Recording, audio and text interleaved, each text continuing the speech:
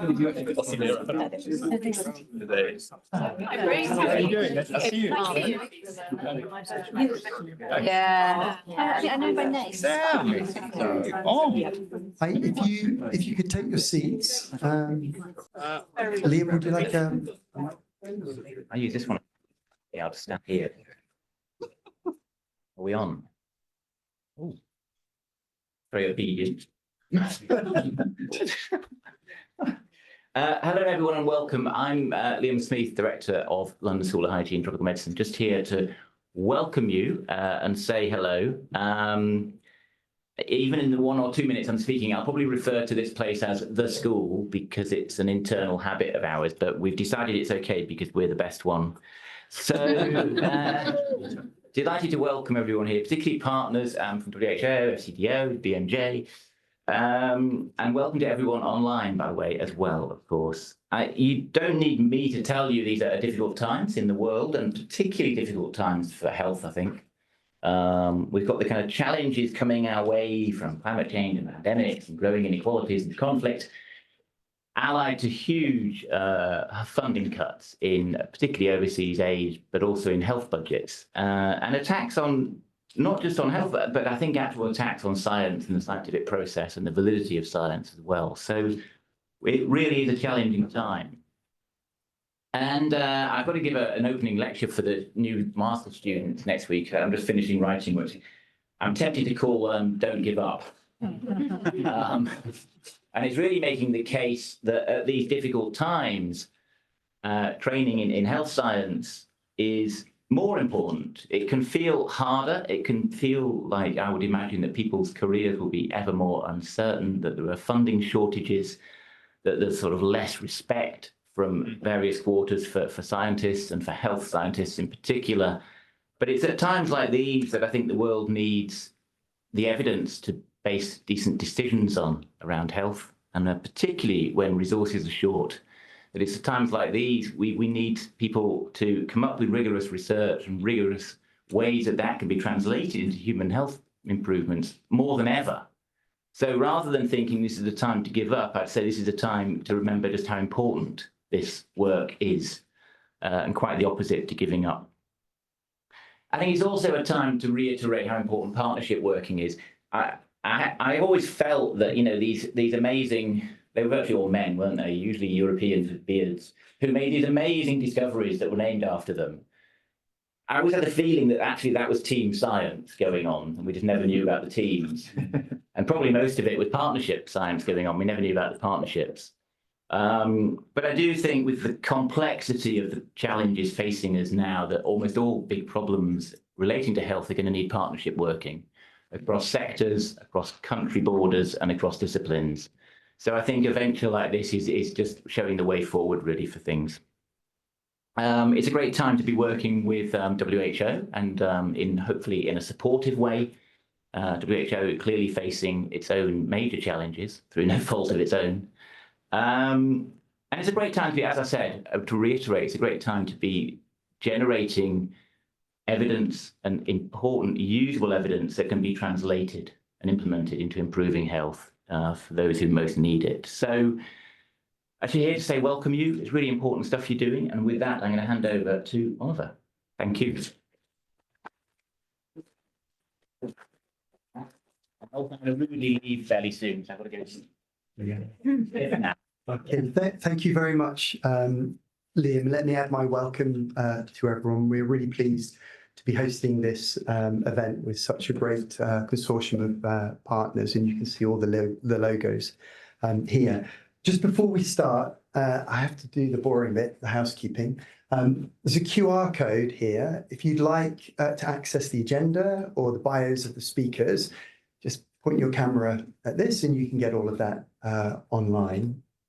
I'd like to just let you all know this is a hybrid event. So you can see on some of the screens, we're broadcasting this by Zoom. So we've got lots of people joining from around the world, and we're going to try and involve them in the conversation when we get to the plenary discussion. If you're online, and hopefully you can hear me, please use the question and answer function to put your questions in. And then we have somebody, Ian Ross, who's monitoring the questions, and he will read out those questions into the plenary discussion. So yeah, without further ado, let's make a start.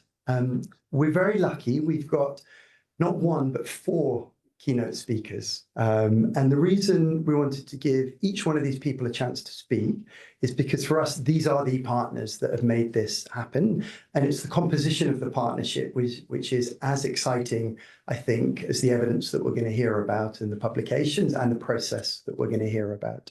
I'm going to invite Dr. Rudiger Craig first, who is, let me get your title right, so the Director for ECHO, which is a new directorate at WHO, which stands for Environment, Climate Change, and One Health. Yeah, I was almost. So Rudiger, please, yeah. Thank You can come here or you can take a microphone. Yeah, perhaps if I can take the microphone. Thank you so much. A very warm welcome. It's really a pleasure for me to be here. And yes, as we just heard, we have difficult times in global health. It's not just WHO, it's many other organizations. But these are times when I think it's even more important to think of what important work we are all doing. What would happen if all of us would not do the work we're doing? What would the world look like? And I'm very certain that the world would look much worse than it is today. So when we're now talking about, downsizing, cutting, whatever, I think it's important to not get into this downward spiral, but it is important to think what the world needs. What difference do I make? And then we're in a completely different discussion. We're then looking at what we can do to help the world not to face the next pandemic. And that's why we're here today. Because one of the major risk factors, of course, is hand wash, or not to hand wash. Right? So, and it's simple. It's not a big thing to ask people, please wash your hands. Hi, I'm Gemini. But most people don't have the means. They don't have safe water. They don't have safe soap. And so it's getting more complex when we're now thinking, what sort of systems do we need to ensure that everyone can do good hand hygiene? So that's the first starting point. The sort of tension between simplicity on the one hand side. My children in kindergarten learned it. I learned it in kindergarten, right? So it's simple. But this tension between simplicity and complexity, which it is if the systems are not geared towards hand hygiene, then it becomes much more complex because it's not the health system, it's not the healthcare system that can generate this. It is other partners. And then we start talking with different sectors who have different agendas, different languages, different terms, different understandings, different concepts. And that is where complexity starts. So the issue of good hand hygiene, we all saw it. And never let a crisis pass without using it. COVID-19 was a good start, and we all thought this is the way we get hand hygiene all and for once for everyone. And afterwards, everyone will have good hygiene, hand hygiene. And what did we see during COVID? Facilities were better, capacity development was better, behavior change was there.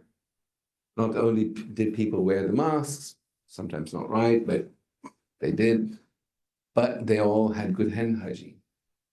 The day we declared the pandemic over, all gone. Why? And I think that's the big question to understand. Why are there the obstacles that we face in implementing the policy recommendations that we have developed together. Is it understanding? Is it capacities? And that is why we're here today, because you contributed, many of you contributed to the systematic review that will guide the guideline development. Actually, the first since 1956, 58. Bruce?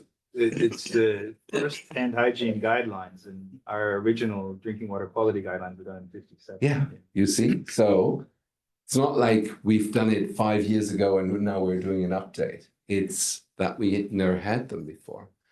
And to look at the communities and what this means for communities, that is the big news here, so that we never had this before, right? So, of course, we know that hand hygiene is a determinant of many health agendas, right? So, incidence of diarrhea hasn't really changed. 740,000 people die every year because of the direct consequences of bad hand hygiene. I mean, that is a scandal where it's all so simple and so complex. But to leave it as is not an option. So we know that it is those determinants. It's hygiene, water and sanitation. It is climate change, it's air pollution. These are the determinant or part of the determinants of health, of course, that drive the current healthcare system, right? So lots of ill health, lots of cases shouldn't be seen in the hospitals.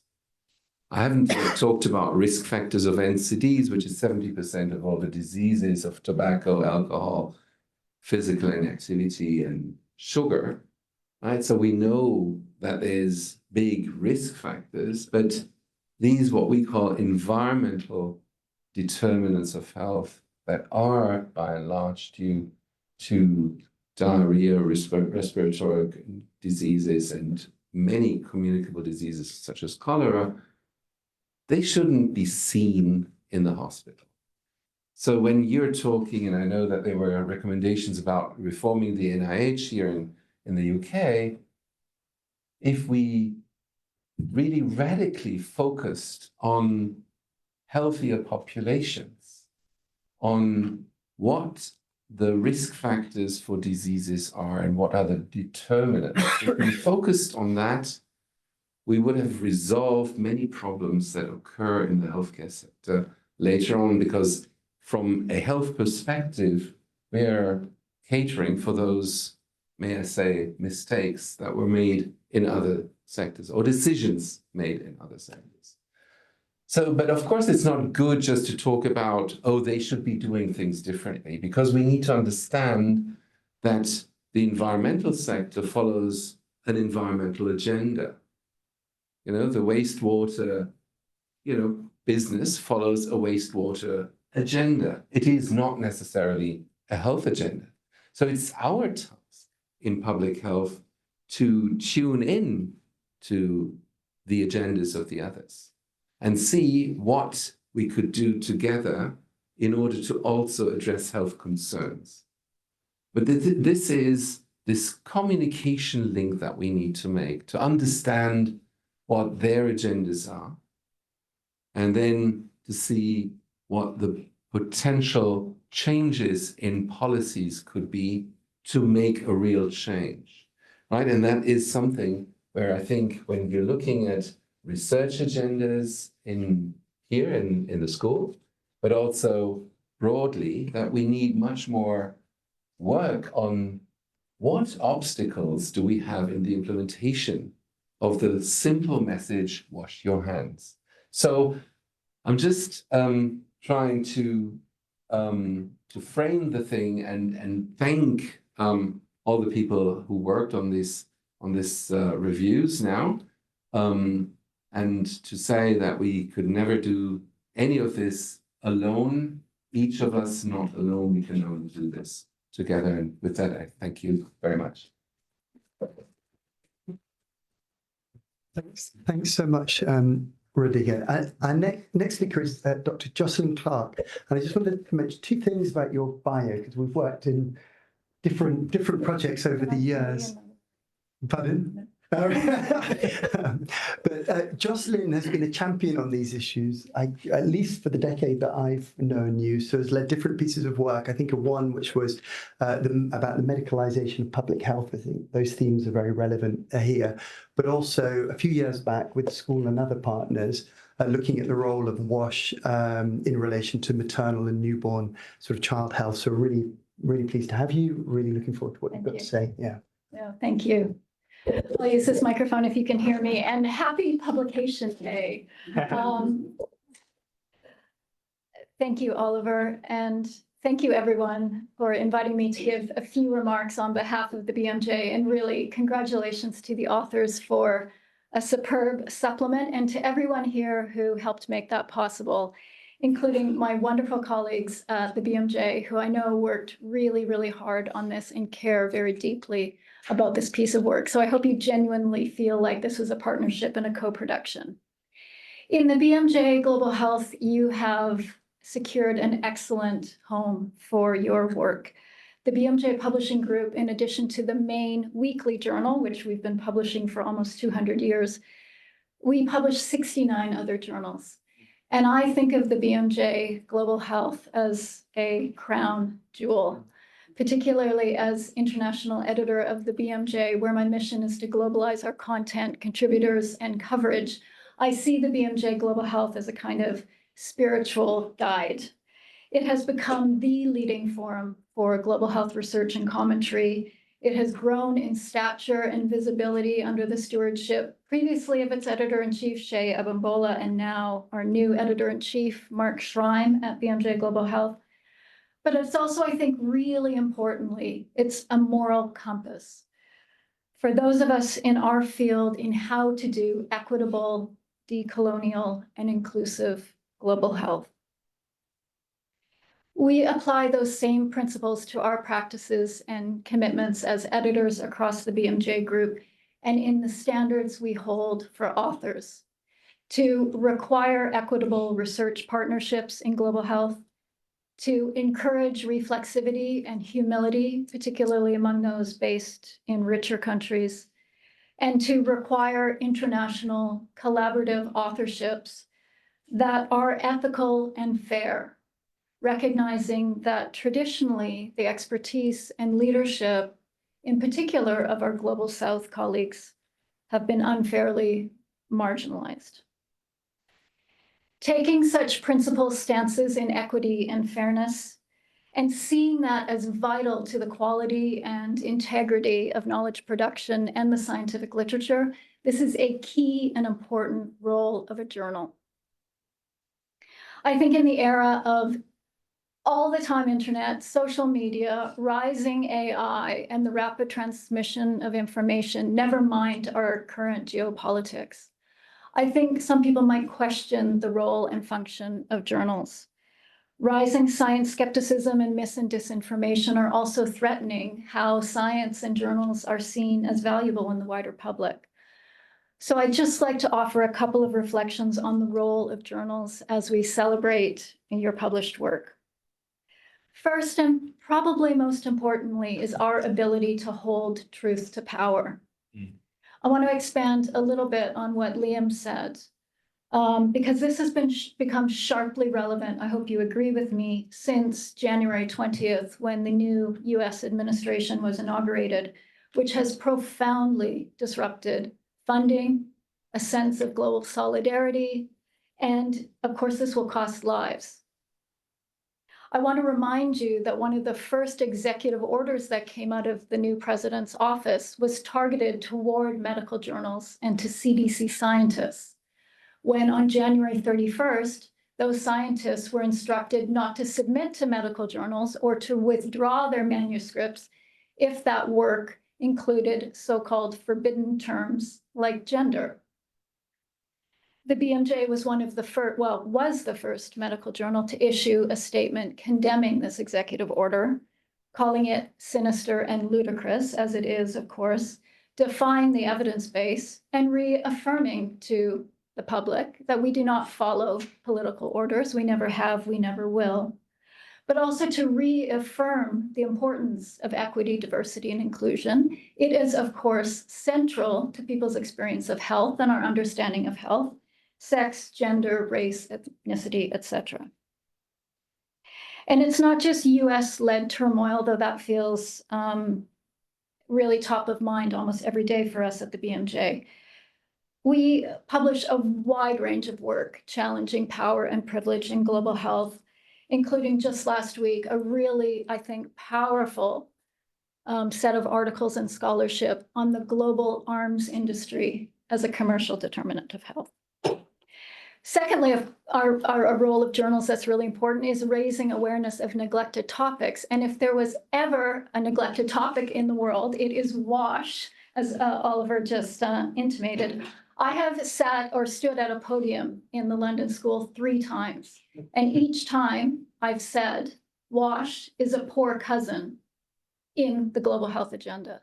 The first time was in 2010 when we launched, well, when I was at PLOS Medicine, a series that some of you in this room were involved in that laid out the evidence that we had 15 or 20 years ago on water, sanitation, and hygiene, but lamented the lack of political ambition and will to convert that evidence into action.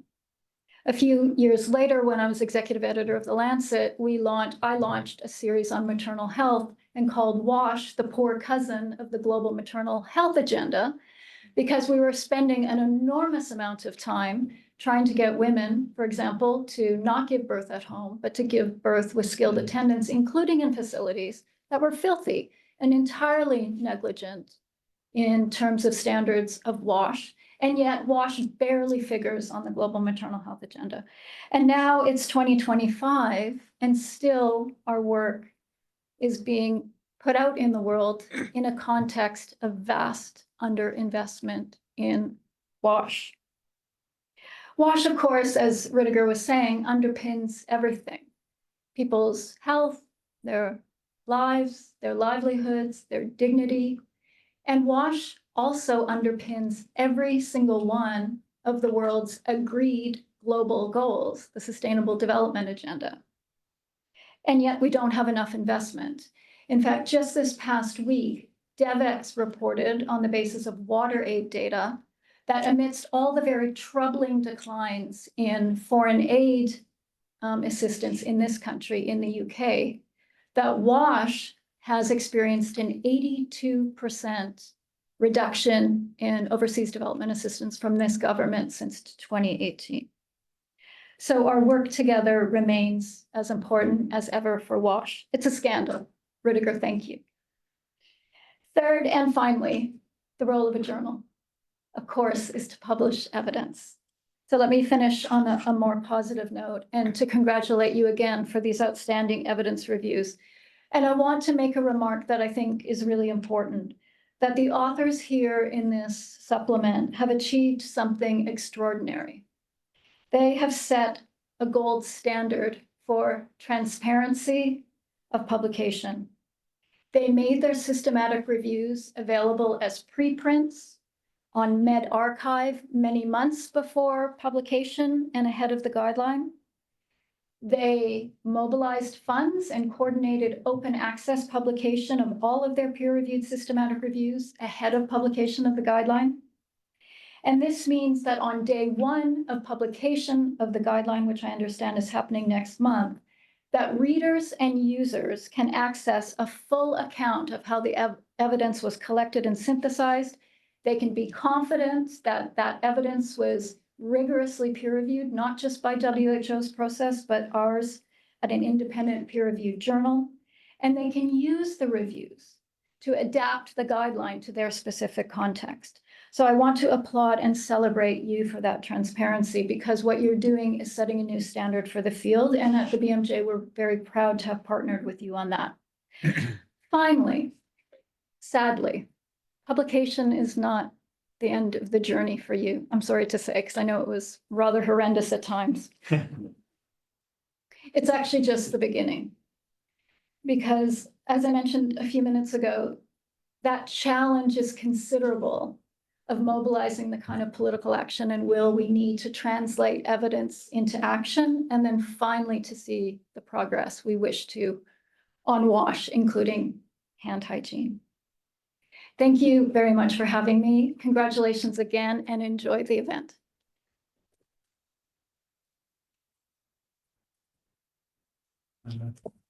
Thank you, Jocelyn. Lovely, lovely words. And we're very pleased to have you back a third time talking about WASH. And I think everybody was nodding. Point of publication is the beginning, not the end of this process. We're going to hear more about that shortly. Our next keynote, another critical partner in this consortium, is UK FCDO, Foreign Commonwealth Development Office. I'm really pleased to invite Chris Carter to come up. And Chris, you're the head of human development. And as I understand it, but at least today, that includes health, but it also includes sort of education, other sectors. So a lot of what we're going to be talking about is intersectoralism. So really pleased to have you here, and yeah, over to you. Yeah. Great, thank you. This. No, I think I seem much easier. Yeah, my work, my department covers health determinants as well as health, not education. But firstly, thanks to the school. Many thanks to British Medical Journal and to WHO for co-hosting this event. I am delighted to be here representing the Foreign Commonwealth and Development Office as we launch these 5 systematic reviews on hand hygiene. It's a critical area that's been overlooked for too long, and I really hope this is the time that it changes. It's an apt time for me to be here, especially with my colleague from the UK Health Security Agency, other health colleagues from FCDO, because this week we kicked off the first UK national pandemic preparedness exercise, which is a really big deal across government, includes all parts of the UK. We judge that the next pandemic is coming, and we need to get the right policies and practices in place globally because we're all connected. And the work that's been done here is very relevant to that. I actually began my career overseas 20 years ago working on WASH. We had a big program there with UNICEF called Village and École Assainie. And the slogan, interestingly, was our health in our hands, our health in our hands. It had a real strong hygiene focus. But looking back, I think we place far too much emphasis on individual responsibility and to some extent community responsibility, not enough on government leadership. In fact, we hardly talk to government at all. This is DRC more than 20 years ago. We didn't talk about strong systems beyond maybe really basic community ones. And we really didn't talk about investment, and certainly not investment in the enabling environment to bring about the lasting change. And I think that's why these systematic reviews are so important. Our intentions are often good. And that was back in the day when we had a lot of money going to WASH, by the way. But we need the evidence base and the lessons learned to have impact.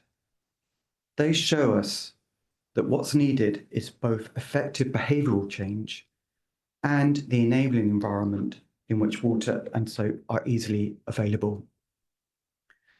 When I took this current job 4 years ago, it was during the COVID pandemic, and the WASH team were involved in something called the Hygiene Behavioural Change Coalition. And I think that involved many of you here. It was a public-private partnership working, well, mostly between FCDO and Unilever, and working with the school, UNICEF, UNHCR, many NGOs, many others. It launched in March 2020 as a response to the pandemic. And the idea was to provide access to water and introduce water and soap and introduce behavioural change tools really for the first time for us. It reached over 1.2 billion people in 37 countries. These reviews strengthen some of the findings from that program. So number one, hand hygiene is important, but it is only effective if done regularly and across different community settings. Number two, sounds obvious, to practice hand hygiene, you must have soap and water, but it needs to be said. Three, people need to know and understand why it's important. So behavioural change campaigns work to form habits and change social norms in a positive direction. And these studies reinforce those findings, as I've said.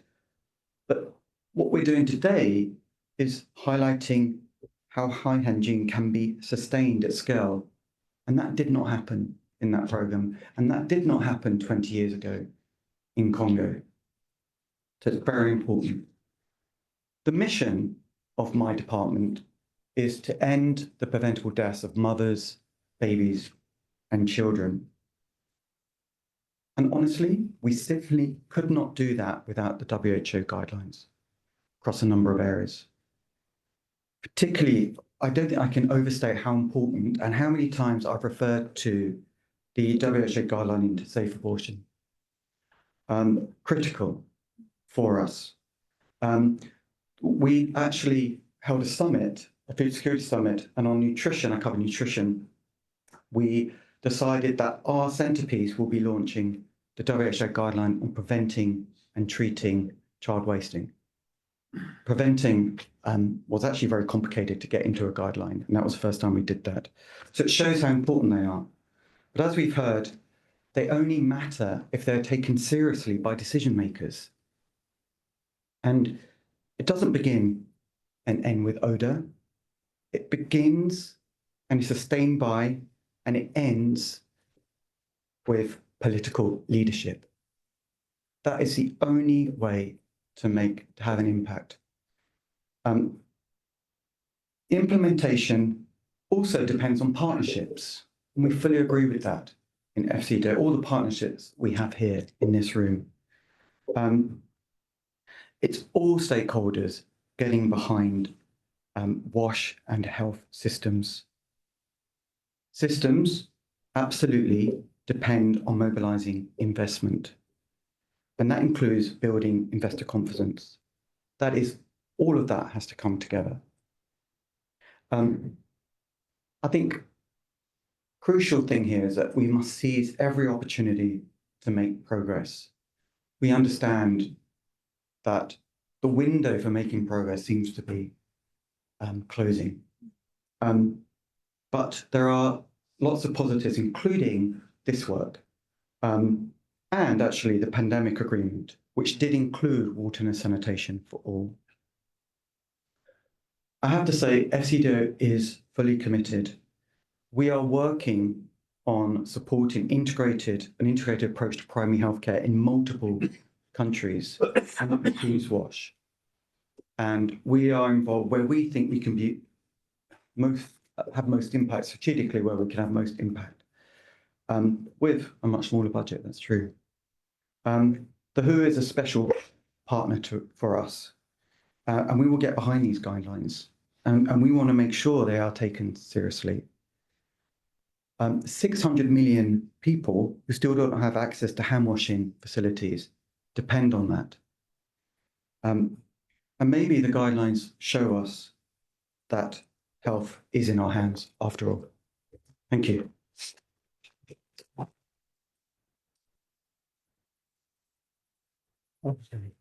Thanks very much, Chris. So our last sort of keynote speaker is Dr. Colin Brown from the UK Health Security Agency, and you're the Deputy Director for sort of epidemic diseases.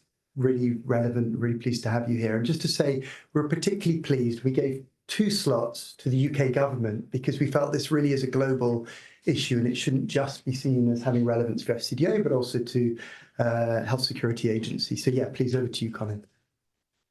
Thank you very much. I think I've got about 7 minutes, so I will put a little timer on so I don't overreach. I did wave it. Yeah. And I'm not going to touch that. Apologies, I'm not feeling quite so well today, so I'm going in the keeping of the meeting. I'm not going to touch anything. So I'm Deputy Director of the Emerging Infections and Infections of Epidemic Potential, and specifically I'm responsible for antimicrobial resistance and healthcare associated infections. So delighted to be able to speak here today, and many thanks to WHO and other colleagues for inviting us. I thought I'd do a couple of brief points. Number one is that we are in a backdrop of years and years of decreasing infections, where I think we've been used to maps that look, very comfortable in year-on-year declines of lots of diseases, either ones that are immediately transmissible between persons or those that are kind of animals to people or environment to people. And post-pandemic in particular, that's no longer the case. A lot of our maps are going back on the way up for a number of reasons. I think, altered immunity, during the pandemic, altered exposure to different diseases, but also a bit of fatigue, that is just as relevant in the healthcare settings and in the community settings, and people, feeling a bit, fed up with being told all the time about infection prevention and control. And I think it was really quite surprising when you look at the drop off from that pandemic. We do a yearly survey for people about their perceptions of the use of particularly antibiotics and other different agents, about whether it treats bacterial or viral illnesses, and when they should go for those, and also a bit about their own protection and how they can protect themselves from different infections. And we're pretty much back to where we were pre-pandemic. So we had this big increase in awareness during the pandemic, and we're pretty much back to where we were. It's dropped off, I think, far quicker than any of us would have thought, and we'd hoped that there would have been a sustained increase in public awareness and understanding, and actually that really hasn't happened. And I think that also extends into the wider sort of professional realm, and everyone's kind of awareness of what life was like during the pandemic is really, is viewed very much through a tinted kind of window where it was like a long time ago and they don't remember about lockdown, and they don't, remember lots of really life-changing events that happened. As was noted by FCDO colleagues, we're in the middle of our big exercise Pegasus, which is this big pan prep. Probably can't go into too much of what it is, but it is a novel pandemic threat, and this time it's a non-enveloped virus, which poses its own IPC challenges, particularly for the community. And I think it's really good. I'm sure we will publish, what exactly it is and the findings from it, but I think it'll pose an awful lot of really interesting IPC questions, both in healthcare settings and in the community about protection. We try at the UK Health Security Agency to try and prepare people for this. So we have a big program called eBug, which teaches children right the way through from primary school up to secondary school about different types of infections and how they can prevent infections, with a big component on IPC and water and sanitation within that, and immunization and others. But we don't really have a population level one. We don't have something that does that across the life course. Particularly also thinking about the most vulnerable, so the people with very weakened immune systems who may get that from their healthcare settings, and the old and who we know are vulnerable to a wide number of infections. And particularly there, we don't really have a targeted course of kind of education or campaign about how do they properly protect themselves. There's lots of similarities with what's happening in the healthcare community. We regularly do hand hygiene audits within healthcare settings, and each year we've just had a big kind of hand hygiene within the healthcare community awareness. But people are a bit sick of them, because the audits are, they know when they're going to happen. You go into a ward, it's very, it's obvious people are performative in their hand hygiene. You get 99%, across the board. And so it's really unclear what would make things better. We know it doesn't happen. We know people don't wash their hands all the time. And we know there must be ways to intervene, but trying to figure out what those behavioural changes are. And if you look at what's been published in the BMJ today, I mean, a lot of the evidence base does suggest that, it is people's either lack of awareness of doing it or thinking about it, or lack of building it into a routine. And we don't really have that, even in the healthcare setting, and certainly not in the community, about structuring people to properly think of that as part of their daily life. Again, we had it during the pandemic, and I think partially is that we very fortunately exist in a world where people no longer fear their environment. You don't think that scratch is going to lead to sepsis that is going to kill you because you've got an antibiotic that is there, and you don't view, you know, the wider environment and the need to wash your hands after exposure with it as an integral part of our life. And we obviously don't want to scare people too much, but I do think we can do more about bringing back that there are pathogens in the world and there are inherent things that we can do individually and collectively to reduce those. In the community, we could be doing a lot more, I think, from our perspective, about trying to figure out what role wash and particular hand hygiene does. Like, I know we have a big modeling team, and we're increasingly doing lots of really interesting modeling. For example, we showed that the RSV vaccine, if fully implemented, will wipe 2% of antibiotics off the UK. I mean, that's millions and millions of antibiotics, which has both got a cost saving and a antimicrobial kind of stewardship win. But we haven't done that for hand hygiene. I mean, it probably is easily that, if not more, if we were to think about what an IPC, targeted campaign for children and for the wider population would be. And so even though we do an awful lot of work on IPC and WASH, I think we could be doing a lot more in terms of figuring out the intervention base and what it might do to savings. And I think that would also help the political framing of it, because if you can save, people being off work for norovirus, which costs the wider society enormous amounts of money each year, it will help get the will behind these big targeted campaigns, which cost a lot of money. They're multi-million pound each campaign, and the government always want, very rightly, to know, well, what's the evidence? Show us that it works, so that it's going to achieve the amount of money that we're going to put into it. And I think if we had some robust figures behind what could be saved by investment in extra hand hygiene, we would go a long way. And obviously in the UK and other high-income countries, the availability of materials, is very, very different than in, I've spent a lot of time in kind of sub-Saharan Africa, predominantly West Africa, and in Sierra Leone, there really are challenges with access to adequate kind of running water, similar in Nigeria, to a certain degree in Ethiopia and other countries. And we don't have that so much, but we do have that similar challenges about, well, where is the basin? Do people have, is it right next to a place where it's convenient for them to use? Do they have to walk a distance to do their alcohol, gel rub? And I think even within our settings, we could definitely be thinking about the availability of materials, maybe as a public good, thinking about hand washing stations or, alcohol gel being more freely available in the community. So I think there are a variety of interventions that we could definitely be thinking about. And again, the more we evidence the benefit of those and the cost effectiveness, the better. And then finally, I just thought I'd say, I don't think we're in a bad space globally. It's great to see this commission come out.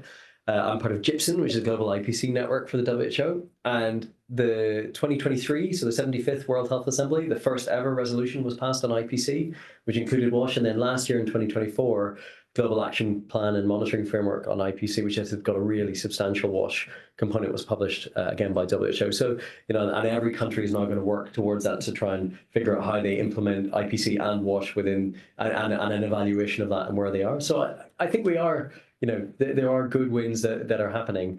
But I think it's incumbent on all of us to try and advance that evidence base more so that we can really put the dollar and pound figure behind, what we want to do.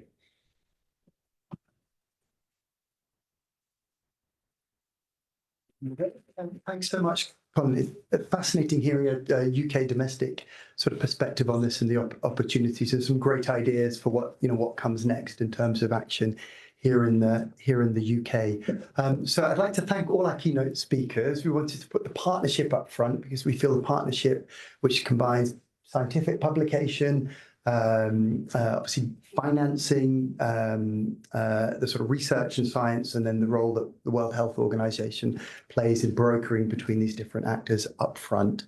But really the main event is to hear about the WHO guideline process, and then critically, the evidence synthesis, which is what is being published this week by the BMJ. So I'm really pleased to invite, I suppose, sort of two engines in this process. The first from the WHO side is Joanna Estevez Mills, who's sort of stewarded, coordinated the hand hygiene in community settings guideline process for almost 4 years. I guess, now. And the second person is Dr. Bethany Caruso from Emory University, which headed up the team responsible for the retrieval and synthesis that we see in these 5 systematic reviews. And I should just note, so Bethany is representing a large team, and we've got 2 other key researchers here as well from Emory, so Marlene Wolf and Matt Freeman, babysitting at the back. She's great. So yeah, without further ado, I'll pass to you. Are you going first, Jo? Yeah, great. Thank you. Thanks, Ollie.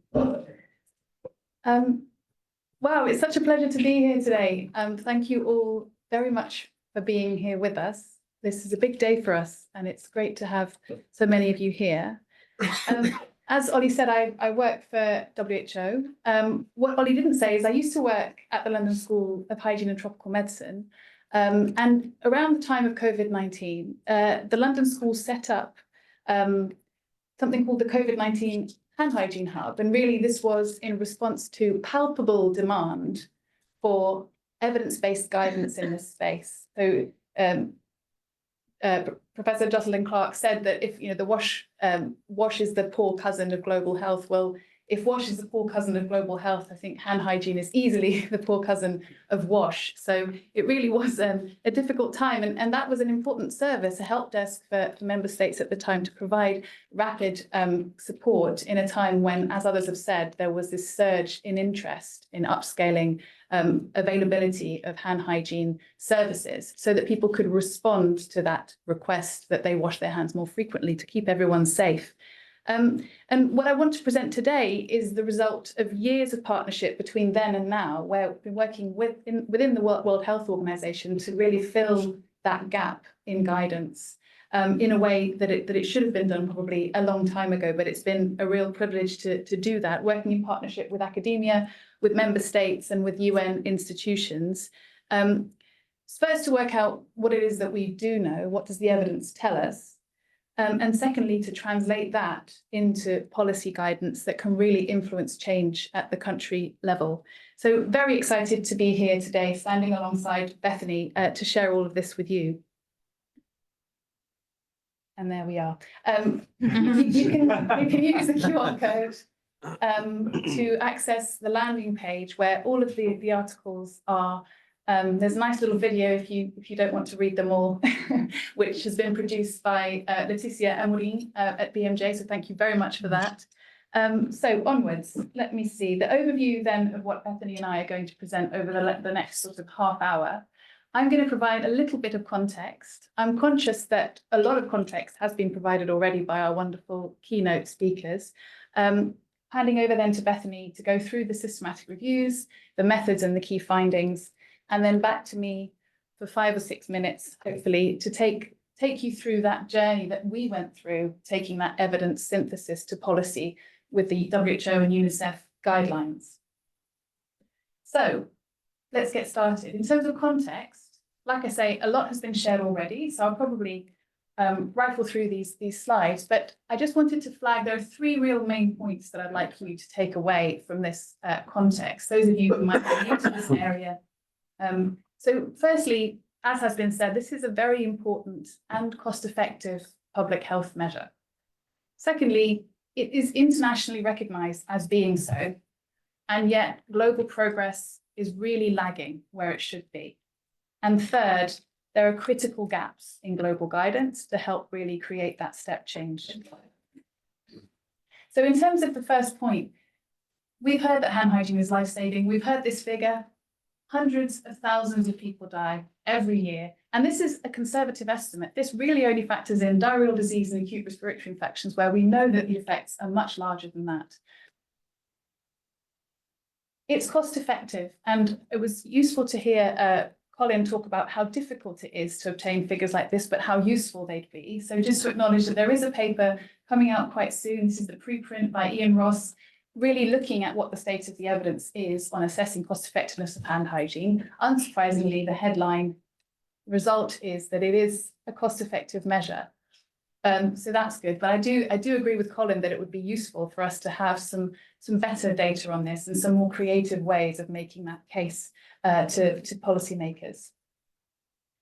But you know, and like I said, that there is global commitment to enabling its practice. And when I heard Jocelyn speak, I realised I've been rather conservative in terms of where it features. Of course, it underpins all sustainable development goals, but there are specific targets associated with hand hygiene within the Sustainable Development Goal 6. And also, as mentioned by Chris, in the new pandemic preparedness and prevention accord, it also shines bright within that as a very important pandemic prevention measure.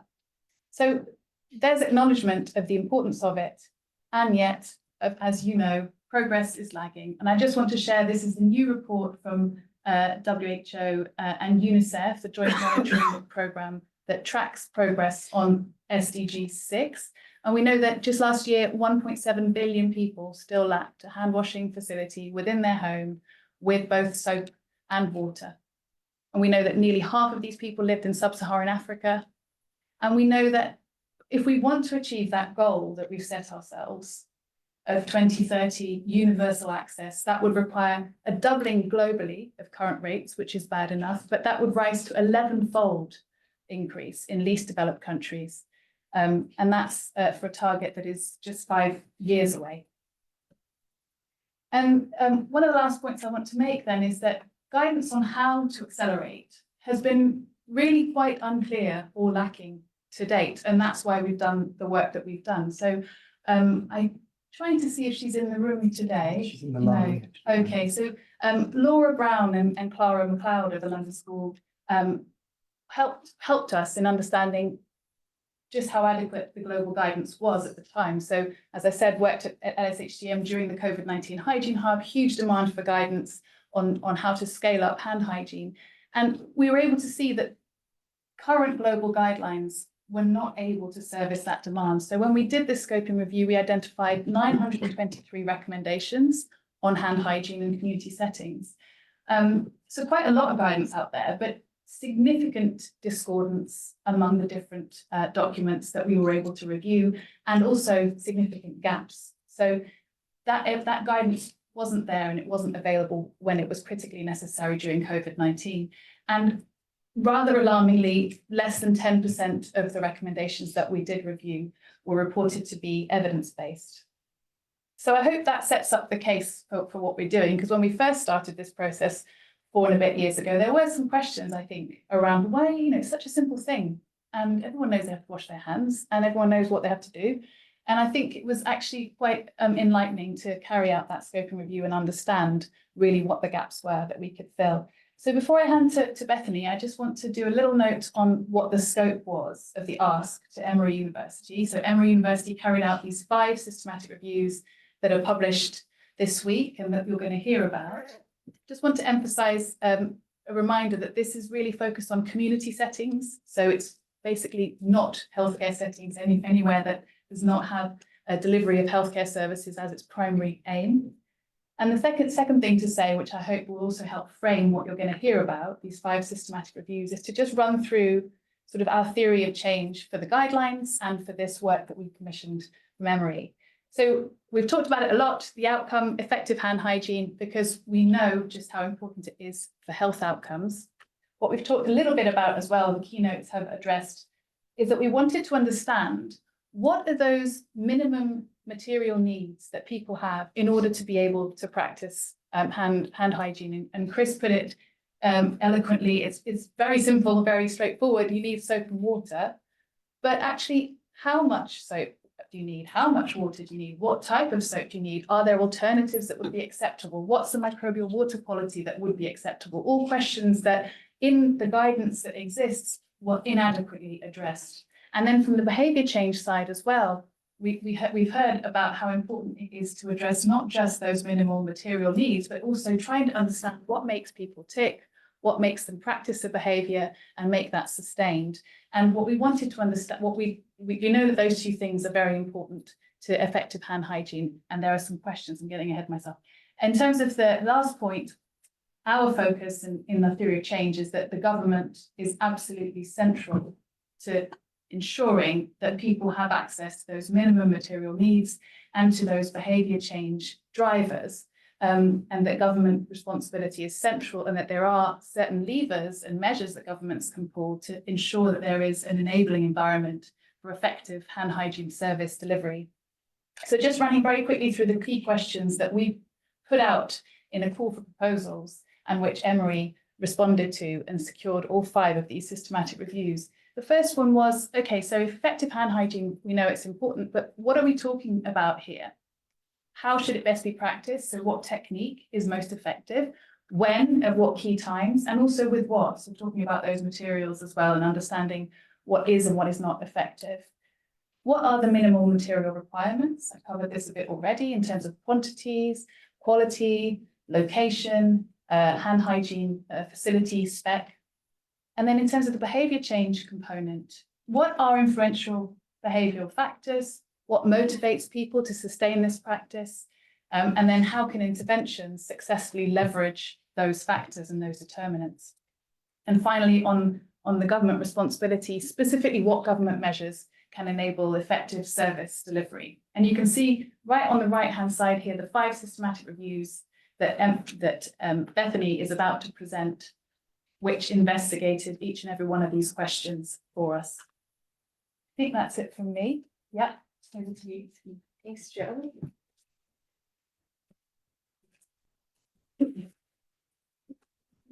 Down so everybody can see.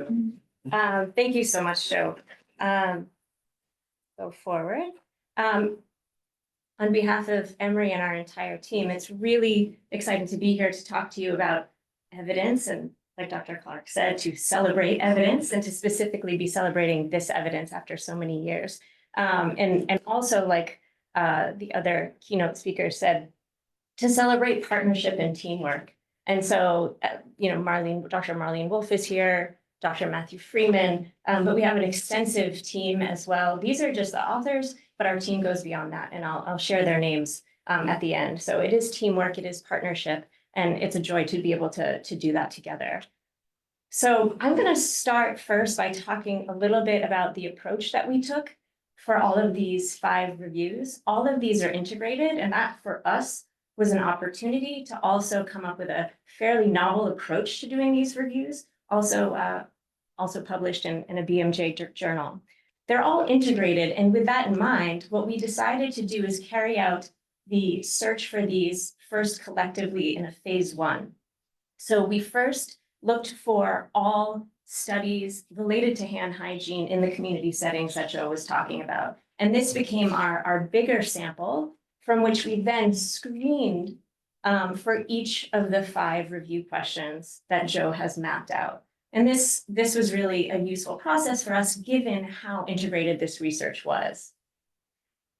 From there, it's important to know what this process yielded in terms of the work. Now, these numbers are double because they reflect everything was double screened, double reviewed, and double extracted. But over 100,000 different papers were screened, almost 10,000 full text reviews, and over 1,000 extractions. So just to really show the evidence and the rigor with which we approached this work. The other thing that I'm going to point out is then what we did regarding the eligibility. So for example, we have the primary research question. So for research question 1, that focused on effective hand hygiene. But critically, a lot of these 5 questions had sub-questions to them as well. And we had to have eligibility criteria for each one of those sub-questions. We went and used either PICO or SPIDER criteria. So for PICO, for example, that's looking at participants, interventions, comparisons, outcome, and study design. I'm not going to read through these all, but I just want to use this as an opportunity to show that overall, we actually had 22 different research questions across these 5 systematic reviews. So going through and mapping out the eligibility and screening for these was really a time-consuming, but also like a very precise and careful process. With all of that in mind, I am not going to have the time, and neither do you, to go through each of the 22 research questions. So this is more of a highlight reel of what we found across these 5 reviews. And so questions are welcome. So the first review focused on the overarching question was which hand hygiene methods are effective at removing or deactivating pathogens associated with disease transmission by hands in community settings. And this includes 177 papers. A lot of these, over 60%, had data on alcohol-based hand rub, and roughly the same proportion had data on soap and water. Now, among the papers that were included, we had 67% reported data on efficacy for bacteria, only 7% had efficacy for viruses, and only 4% specifically focused on enveloped viruses, coronaviruses, RSV, and influenza. And this also included lab data, to be sure. So most studies focused on lab-based efficacy testing on interventions that are used in community settings, and that's why they were included. And these lab studies usually involved experimentally contaminating hands and then also computing the log reduction value achieved after washing. So we're going to share some of those meta-analysis results. So first, to orient you to the table.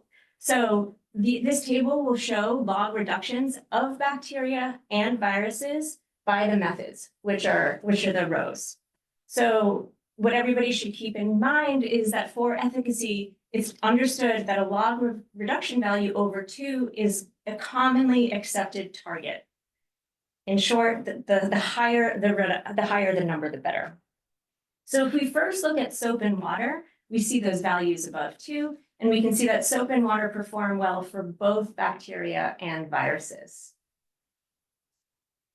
Now, if we look at alcohol-based hand rubs and other antiseptics, they don't appear as effective for viruses, but it's important to know that there's also very little data on non-enveloped viruses. These are likely to respond very differently and also account for most emerging viral diseases. For each of these reviews, I'll have a section like this where more evidence is needed, because for each of these reviews, we did find that we had sometimes a limitation in what research was out there. And that's critically important for the what next of this also, and what research needs to go forward. So more evidence is needed on non-enveloped viruses, on hand drying methods, which was one of our sub-questions, as well as on soap alternatives. So that includes sand and ash, and also washing with contaminated water. On the next review, this focused on the minimum requirements that are needed for sustained and effective hand hygiene practices in community settings. So what are minimum material requirements? In this case, what we're talking about is the quantity of soap, the quantity of water, location of hygiene materials, and numbers of these materials or stations per user in spacing as well as equitable access. Unlike all the other reviews, the preponderance of the work in this area was in the Americas or Europe. Most was in households, as well as in institutional settings, predominantly schools, and we see less research done in those public spaces. And only about a third of studies looked at the specific relationship between material requirements and hygiene. So we had data on the presence of a hand washing station, but not necessarily the location. So that was one of the limitations of the data. We also found information on data on the presence of soap, but not necessarily the quantity of soap and water that was needed, which was also a key question that we had. So while studies consistently showed that the presence of a hand hygiene facility in community settings supports hand washing, again, we don't have the information related to the location. And there was not really data on quantity of water or soap for us to be able to answer that sub-question. But it's important to keep in mind the context as well. So EPI studies have shown us there is a link between water scarcity and health impact. So water quantity is really important. And also, it's also important to remember that households have competing needs for their water available and for their soap available. So we do need this research to better estimate how much water and soap is needed. That is a critical matter. So more evidence in general is needed on the access to and specific quantities and locations of these minimal material requirements, as well as the relationship between these requirements and hygiene practices. Number 3, this review focused on understanding what the key barriers or enablers are to practicing hand hygiene in community settings. Most of these studies were from Africa or the Southeast Asia region, most focused on domestic settings, and most also focused on hand washing with soap and water, less so on alcohol-based hand rubs or other materials. In order to do this review, we leveraged COM-B framework, the COM-B model, we use this model to classify the various barriers and enablers that were reported in these studies. This specific review focused predominantly on qualitative research because we wanted to know from different perspectives what they felt like were the barriers and enablers to hand washing practice.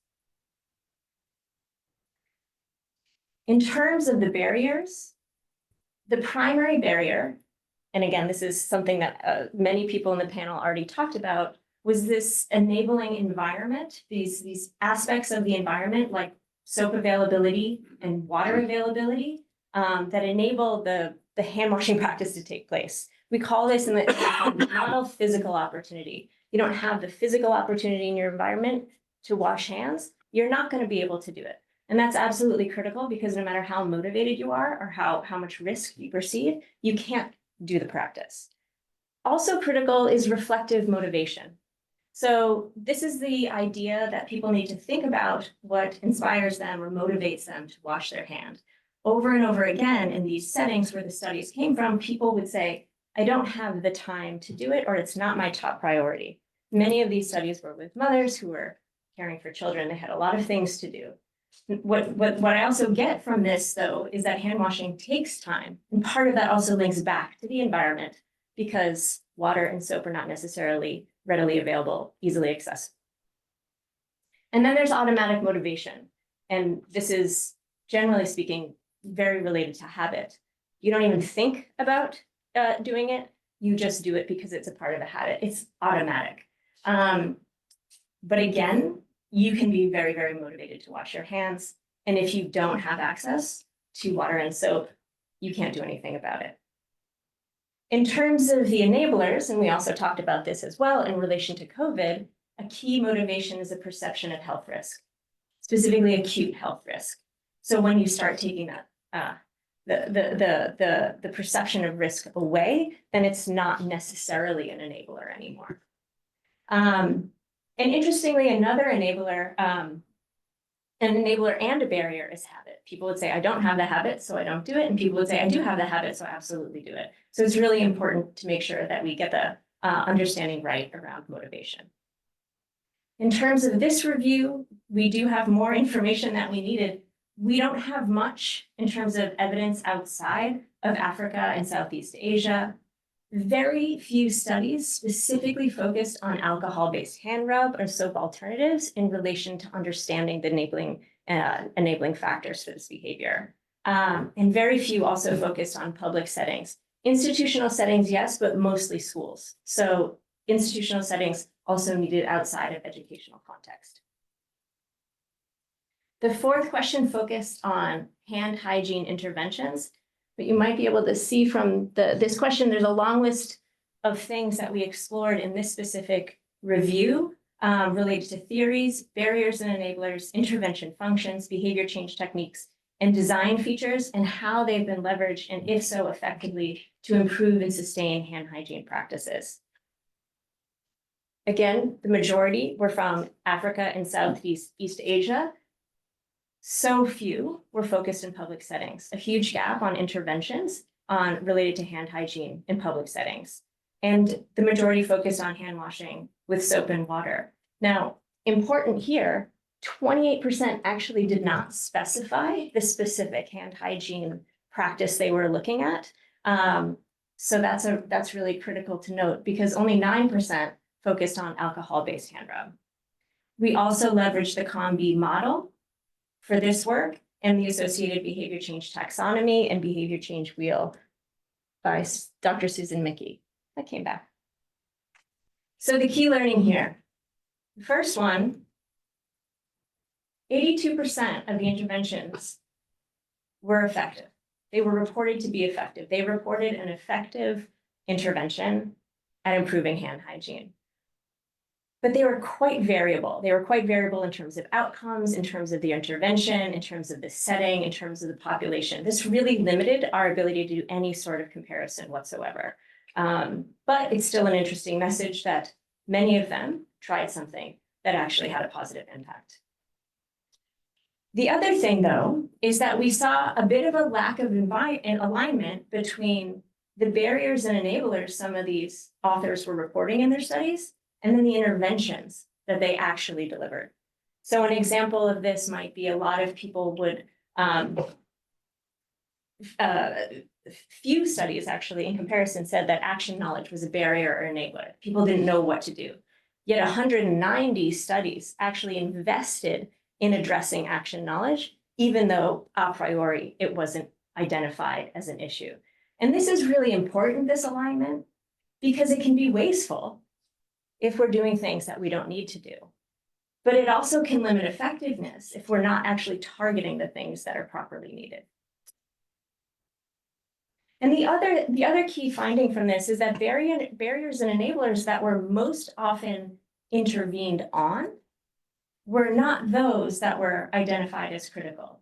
So the previous review that I talked about water and soap being really important for hand hygiene. There are other reviews with different scopes that have said the same thing. Now, what's important about that, though, is that the top two types of interventions we identified did not include water and soap. Yet they did not necessarily specify whether water and soap were in those environments. So these interventions that are going to try to improve hand washing really need to make sure water and soap is there if they're planning on changing anything. In general, better reporting is needed for all of these interventions. In terms of the evaluations, greater specificity is needed on the outcomes so that we can actually understand what's working. And the interventions themselves, they need a lot better detail on what this intervention specifically did and why they chose to do those things. Like the other studies, more interventions are needed outside of Africa and Southeast Asia. More intervention learning is needed around ABHR or soap alternatives. There's not much in public settings, in non-school institutional settings. And really critically, there were only 4 of those 223 studies focused on persons living with any sort of disability. So that was a huge gap for us as well. The final study asked what government measures have been implemented to support minimum requirements, water and soap, for equitable and sustained practice of effective hygiene in community settings. And there were 31 studies there. So from these 31 studies, there were 75 government measures that were identified. And these were classified using the 5 building blocks identified by Sanitation and Water for All. So these are up here and include capacity development, sector policy strategy, institutional arrangements, sector financing, and planning, monitoring, and review. So an evidence map was created. The predominant focus of these measures, of these 75 measures, was in domestic settings. And those mostly focused on capacity development and sector policy strategy. What we also see is that there wasn't a lot of evidence related to sector financing. 55% or 17 of the studies reported positive impacts, and 45 of the identified government measures were linked to these 17 studies. And these measures spanned all 5 building blocks. Only 4 measures, though, that were identified from these studies explicitly assessed or reported on sustainability, which has, been a key question for all of these reviews. So overall, stronger evidence is needed on government hand hygiene measures. Evidence of effectiveness of government measures was mixed. But this also reflects inconsistent reporting, but also how challenging it is to evaluate these complex government interventions. And so finally, from this review, we know that more evidence is needed specifically for public spaces, which is a theme across the regions, and also related to sustainability. And so with that, a final thank you to the partners, our extensive Emory review team of students who also helped with this. And I'm going to turn it back over to Joe to talk about the critical next steps.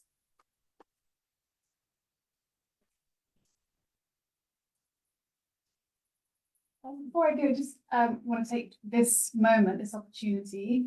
I know there are many Emory colleagues online. We're very privileged to have Bethany, Matthew, and Marlene here in person to say a huge thank you for all of that work. It's an incredible undertaking. And as Rudiger said earlier, we simply couldn't have done this next step without you. So thank you so much. I'm conscious that what we really want to get to now is the discussion, and that even though I'd like to sideline us to talk about the guidelines, there is a whole other session in a month's time, which I'm going to plug. So any of you who are interested to hear about the guidelines and how it is that we took this evidence to that normative guidance, I'm going to encourage you to join that. I'll put up the QR code, and then we can just move on to a panel. We have a panel of people, of representatives from different walks of life and different disciplines to talk a bit about what they think about all of this, and I think that's where the interest is probably now.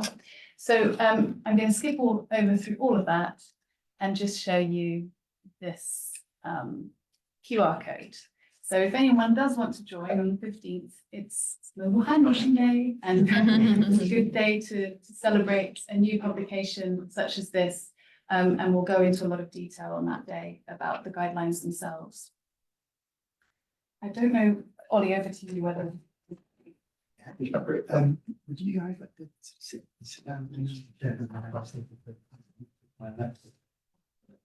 Colin, I was thinking this is health in your hands. Huh? This is what you were talking about. Yeah. So great, yeah. QR code. Everyone sort of whipped out their cameras. So October 15th is the launch. So thank you, Joe. Thank you, Bethany. We're now going to move to discussion. We've got a panel. 3 panelists I'm going to invite up. So we'll hear responses from our panel, and then we'll open up to the audience here with us. But we've also got, as I said earlier, people online. So Ian's going to bring a question in from online. Okay. So could I invite, start with Janana. So Janana Chipungu from the Centers for Infectious Disease Research Zambia, CIDRIS, who's an eminent sort of researcher in this field, has done a lot of work around sort of the behaviour of hand hygiene, but also working closely with government on issues such as cholera control. Next up, John Hines, Global Director of Research, Development and Engineering at SC Johnson Professional. So really nice to have sort of industry here with us. And then we've got another FCDO colleague, Dr. Meena Gandhi.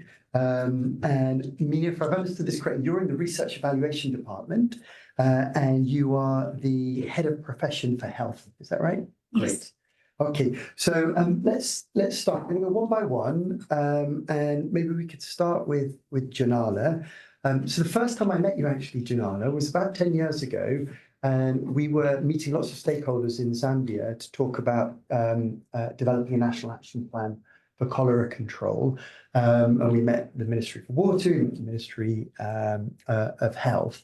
And I remember you sort of talking at that time about behaviour change, how simple hygiene was, how effective it could be.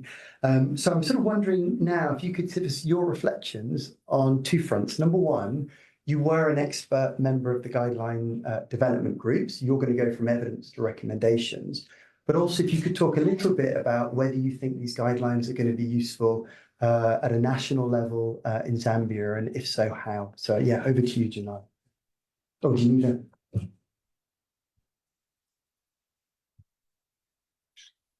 Thanks, Ollie. Hello. Okay. Yeah, great, you're on. Thanks, Ollie. I am still talking about a lot of hand hygiene in Zambia, so that hasn't changed. Yes, so being part of the group, I think that was a very exciting experience, considering all the little, in fact, all the big facts that we need to understand to create these these guidelines. And when we think about moving these guidelines into practice, a lot comes to my mind, especially in practicalities and where I come from. Our hand washing rates are only 18%. So only 18% have access to hand washing facilities, which is, it shows how much we need to work around this area to improve access to hand hygiene facilities. But this, as Joe said, needs government action, and many countries do not have standalone hand hygiene policies. What they do have is policy or direction that's mentioned in other existing guidelines, like the sanitation policy or the water policy. And in Zambia's case, hygiene is mentioned in the water policy. And basically, the target is to ensure sanitation and hygiene for all, and that's it. And so we do need to do a lot of work in terms of what does that mean to ensure hygiene for all. So I see that this is a really relevant process, but also very important in informing targets, guidelines. Currently, Zambia is at the tail end of developing the hand hygiene national roadmap, which I've been very close with. And this has been done by the Minister of Water Development and Sanitation, supported by WaterAid and UNICEF. But critical questions come when we're developing this roadmap. What type of soap? What type of water? Where? When looking at community spaces, these questions come, and where do we fall on to get the evidence? And looking through the evidence, it is very slim. And so I see this as a really important process, because what it means now is that as the plan comes up, we go back and we visit the guidelines from WHO, look at them in tandem with our national policy and plans, and fill in the gaps that we initially missed when we were doing these documents. But then that would also inform what standards we should set, what guidelines we should set, and what action plans we should set. Yeah. And bottom line, do you feel publication of these guidelines will be helpful? Is this something you'll take into those? Because it sounds like there are processes underway. Can you see the guidelines sort of slotting into that, being complementary? Yeah. Certainly, because the questions that we ask when we're doing these national plans and policies are exactly what the guideline is addressing. What type of soap, how much soap, where should we put the soap, what type of facilities, what type of water. And we're looking at different settings, urban and rural, peri-urban settings. A lot of questions arise into what do we say is the right thing to do? And the fact that this is based on evidence, thanks to the Emory team, we can say for sure whether we know or don't know, and that would help really develop informed guidelines for our country. Yeah, great. Okay, I'm gonna go next to John. Just to say, we haven't really talked so far about the role of industry, and I think there is a role, from product development, R&D, all the way through to thinking about supply chain. So yeah, it's really great to have you here. But yeah, what do you make of this? Is this something, in your world, is this something you're going to look at? Is it going to be useful? Yeah. Absolutely. We've been waiting, I would say, with bated breath for the publication of the guidelines. It's going to be incredibly useful for us. I should say up front, without wishing to sort of turn it into an advertorial, just so that people understand the role we play, we obviously manufacture and supply hygiene and cleaning products into institutional and community settings. Mm-hmm. So we're the people who might put a hand wash dispenser in a school toilet, for example. And probably the best way I can describe how these guidelines will be useful will be to reflect on our life when they don't exist. Mm-hmm. So we often get asked by schools, by workplaces, how should I set up hygiene? And you can imagine, we've already heard it today, that question was asked in a very different way 4 or 5 years ago in the pandemic. And suddenly everybody needed to know, how should I deal with this to keep schools open? How should I deal with this to enable my workplace to open safely? And of course, everybody at that time was willing to give advice. And sincerely and with good intentions, but we've already heard with the result of confusion, a lack of clarity, and I think a lack of consistency.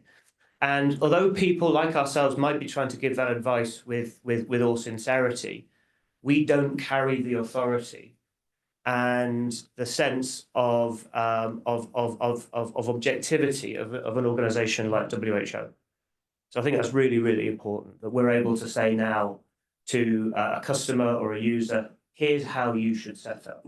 And of course, to your point, it also enables us to design our products and our services and our systems to support those things. And I think what that does is it means that private enterprise has an opportunity to compete, I would say to compete in the right way in the interests of the user. I think when we're competing to be better at giving users advice in the absence of authoritative advice, the risk is that competition sometimes may not be in the interests of the user. And again, I think we saw some of that in COVID when everyone was very keen to provide advice. So I think competing around how can we help you set up in light of these guidelines in the most cost-effective way, in the most convenient way, that's the sort of competition I would relish. Mm-hmm. And then finally, I'd say that I'd come back to that point now. In the absence of a pandemic, of course, what we see is, you know, I'd be interested to walk around this building, for example, and look in some janitor's closets and see how many disused hand hygiene dispenser podiums I might find, or other things. I think, unfortunately, there was a wasted opportunity for investment in those systems.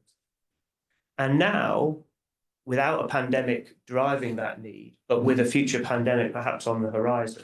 And of course, I'm really pleased to see colleagues from UK Health Security Agency here as well today, because absolutely, this is not just an issue for developing scenarios, but for everyone. In the absence of that drive, it's more difficult for us sometimes to encourage our users to invest in good practice. And that's where I would use the word sufficiency. I think, again, we want to compete with our peers and our market, competitors on the basis of how can we deliver great practice in the most convenient way. But there has to be, if you like, a bar. There has to be a bar that says this is sufficient. This is sufficient for a school, and below that is not sufficient. This is sufficient for a supermarket, for an airport, and maybe that sufficiency also varies as a function of external risk. Maybe what's sufficient in the winter is different to what's sufficient in the summer. But I think having that clarity, the guideline, the implementation at national level, so that these things become baked into how schools are measured, for example, how workplaces are measured, health and safety guidelines.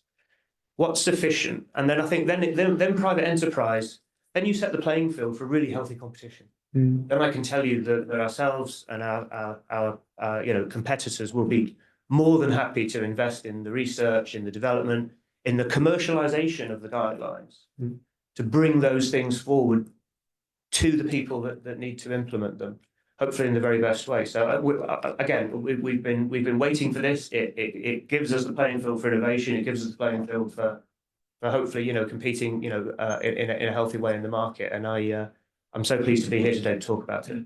Great. If I just briefly push you a little bit, imagine yourself, you're sort of here representing industry, the private sector, you've been waiting for these guidelines. If you happen to have senior people from, for example, the World Health Organization and FCDO sort of looking at you for ideas about how do we get that started? I mean, October 15th, the WHO is going to publish the new guidelines. What would a process look like that might drive industry in the directions that you're talking about? Gosh, well, if only those people were here. You really have. I'm not sure that I don't have a strategy immediately in mind. But I think looking, and again, there's plenty of opportunities for improvement everywhere. So I think we have to act with humility first of all. But I think there is a bit of a template in healthcare. So if I think about how we operate in healthcare, where there are global guidelines for hand hygiene, of course, set and maintained and curated by WHO, the My 5 Moments, where those guidelines are adopted at the national level by, in the UK, institutes like NICE, of course, CQC, and then adopted at the facility level by hospital trusts, and then delivered through those facilities through partnerships between the trust, the IPC teams in those facilities, and businesses like ourselves. So we design our products, we design our services and our systems around the ability to support IPC delivery of My 5 Moments, among other things. And so I think that's a model that could be thought about as how might we do something similar. Again, I think it starts with the global guideline. Those guidelines being interpreted and landed at the national level in terms of, what does good look like? What must good look like in your facility? And then, cascaded through a series, through training, through implementation, not just for manufacturers like ourselves, but for example, as you say, I don't formally represent industry, of course, but I'm here today. We work with the British Cleaning Council, which is an organisation that represents cleaning companies. So they will play a huge role as well. Facility management companies, airports authorities. So it's thinking about that entire network, I think, and setting people up for, what should good look like and how can we deliver that in the right way? And I think that there's opportunities, of course, huge opportunities to make a difference worldwide. But countries like the UK, where material availability shouldn't be a factor, I think before we say what good should look like in your country, we should say, well, let's walk the talk, make sure that that's what good looks like here. Yeah, great. Thanks. Sorry to put you on the spot, but you did a pretty good response. Yeah. Okay. So I'm going to go to Meena Gandhi now. So Dr. Meena Gandhi, you are the head of the health profession. Could you tell us a little bit about how, in terms of the global health or the health cadre within FCDO, what these guidelines will mean for your work? Yeah, sure. I think I've been brought in because I'm a health professional and not a wash professional, and I think that is very important. That's exactly why you're here, yeah. The thing to say is that we know this is long term, it's not a short term thing. It has fallen between the cracks, it always falls between the cracks. During COVID, we all talked about it, it was everyone's business. Afterwards, again, we've fallen back into our silos, and how to break that down is very difficult. I think that we do have a drop in funding, Chris mentioned that, and I hope that at least a positive from that will be that we have to work a bit more innovatively together. We have to think about, with limited resources, what can we really do? And we are being pushed as well to work across sectors much more. Now, we have already done some of that. We take a health system strengthening approach focused on primary healthcare, and we know that determinants of health are part of primary healthcare. So we have started some of that. We had an ending preventable deaths approach in the last few years, focused on 11 countries, where we did take a holistic view, and we did a holistic needs assessment, and we incorporated wash and nutrition and other determinants into the response. So now what this does, and as Chris said, having WHO guidelines, a health advisor loves guidelines, they love evidence, they love rules to some extent. This is your protocol, this is what you do. And to some extent, that's what these guidelines will do. They give you the nuance, they broaden the approach beyond to multiple sectors, and they codify in some ways what is needed. And I think that will be extremely helpful. And they've got WHO guidelines, so you can always refer to them. I think where we need to be looking is, we don't talk enough, but we're beginning to talk about health in all policies. We should possibly be talking about wash in all policies as well. So I think they will have an impact. I think there's three things we can concretely do. One is supporting wash systems. And that is supporting governments with their regulatory, their policies, their service delivery models to actually make sure, as we've all said, you need to have the water and the soap there, and to get these guidelines sort of implemented. So that's one thing we will do. The other one is to really look at integration, how we link up, how we influence, talk about this, have health advisors talking about this with governments, and really take a more detailed look at what we can do to integrate this into what we're already doing. And then the third is really to partner and collaborate. And we do have influence, with a number of organizations that we support and still support. So to name but a few, we collaborate with WHO, that's already happening, but get that down to country level to make sure that health advisors, WHO are collaborating on this. Collaborate with the World Bank, try and work much more with the World Bank to get this integrated into their IDA programs, and continue collaborating with governments. Those are three of the things we could do together.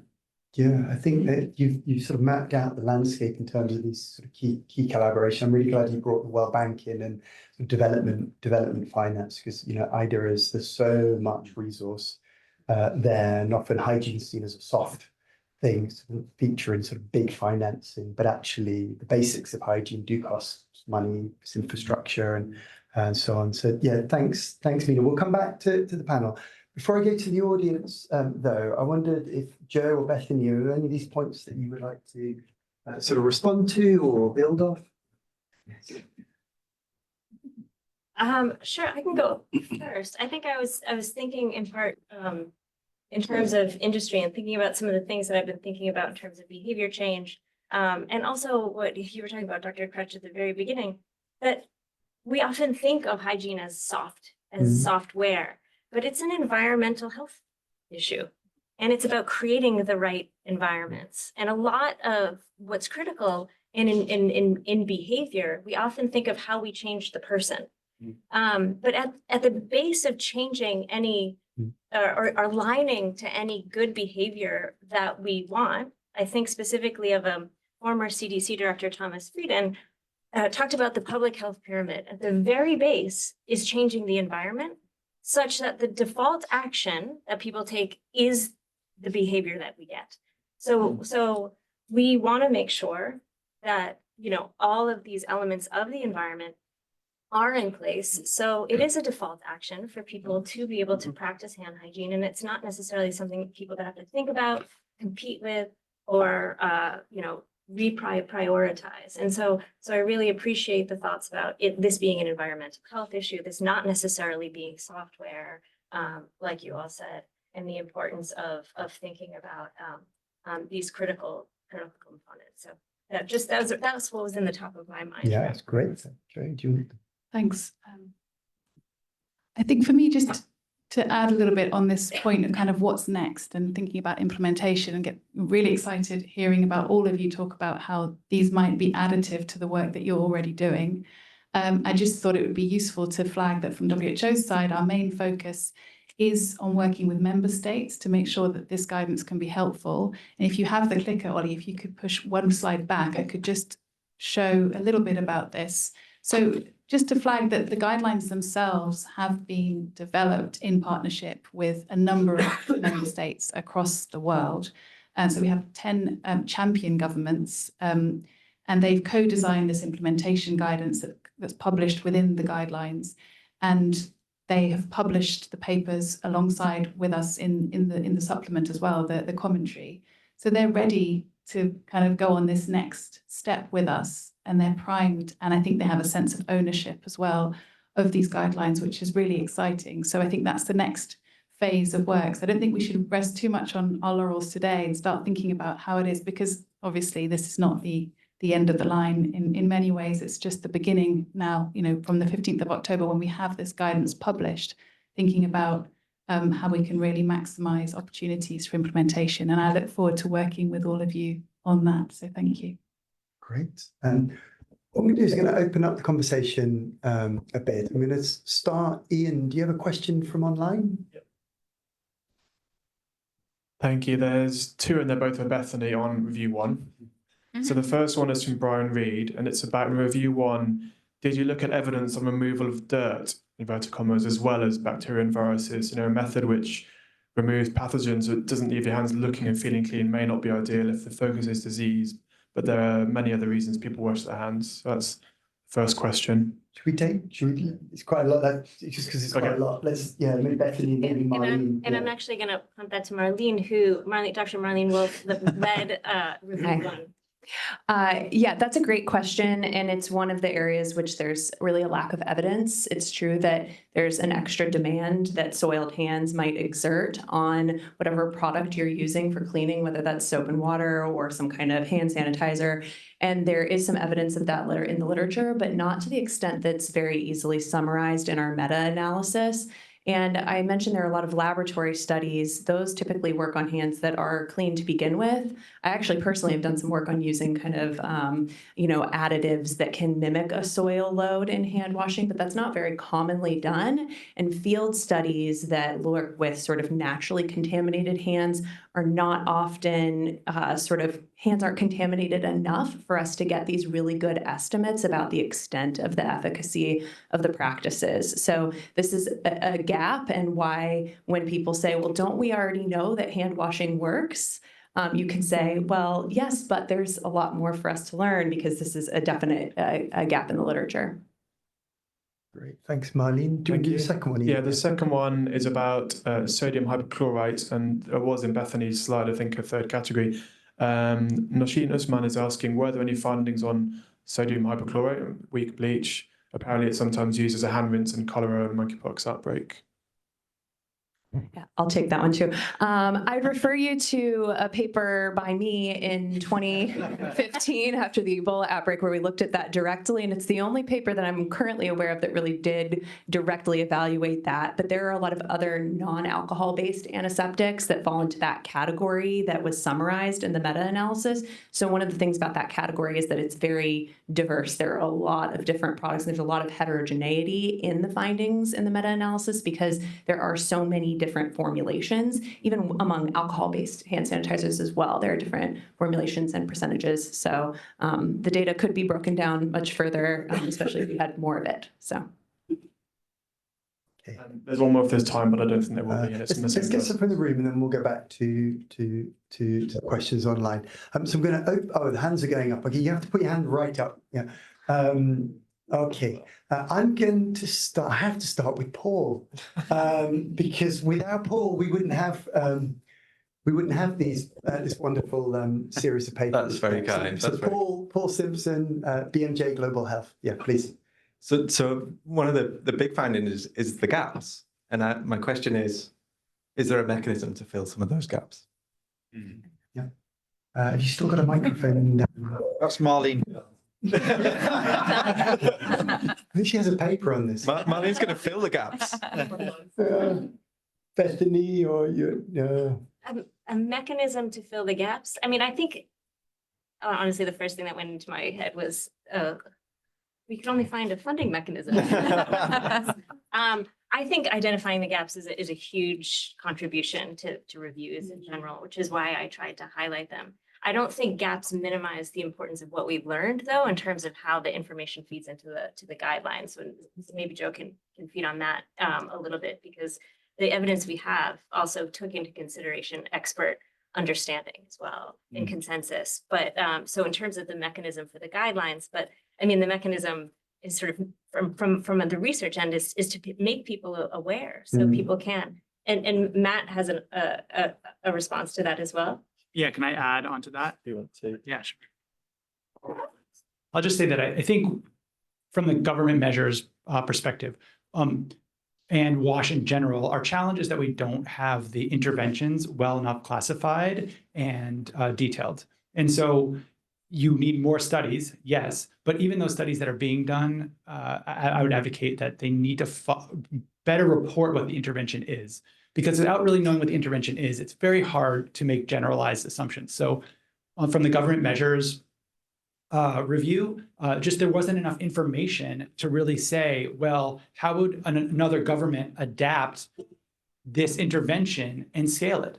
Because you could say, well, this was a success, but there's not really any way to do that. So making sure that as funders, when you're funding studies, you're funding interventions, those interventions are rigorously documented.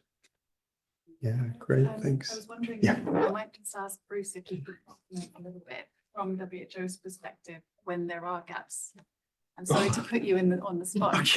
The pressure.